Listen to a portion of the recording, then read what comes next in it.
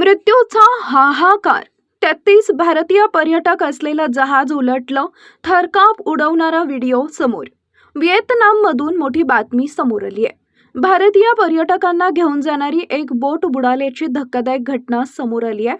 Hanoi येथील भारतीय दूतावासानं जारी केलेल्या निवेदनानुसार फुकओक बेटाजवळ काही तासांपूर्वी भारतीय पर्यटकांना घेऊन जाणारी बोट उलटली आहे. या दुर्घटनेनंतर स्थानिक प्रशासनाकडून युद्ध पातळीवर शोध आणि बचाव कार्य सुरू आहे. यात 15 जणांच्या मृत्यूची भीती व्यक्त करण्यात आली आहे. भारतीय दूतावासानं या घटनेबाबत सांगितलंय की या अपघाताचं नेमकं कारण आणि बोटीत किती प्रवासी होते याची अचूक माहिती गोळा करण्यात येते. प्रभावित कुटुंबियांना मदत करण्यासाठी हो ची मिन सिटी येथील भारतीय वाणिज्य दूतावासात नियंत्रण कक्ष स्थापन करण्यात आलाय. मात्र स्थानिक माध्यमांच्या माहितीनुसार या बोटीत 33 भारतीय पर्यटक होते. यातील 15 जणांच्या मृत्यूची भीती वर्तवण्यात आलेली आहे.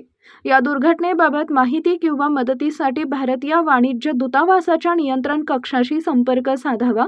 तसेच हनोई येथील स्वतंत्र नियंत्रण कक्ष सुरू करण्यात आला असून दुर्घटनेशी संबंधित मदत आणि चौकशीसाठी हेल्पलाईन क्रमांक उपलब्ध करून देण्यात आलेत. सध्या बचाव कार्य सुरू असल्याची माहिती समोर आली आहे.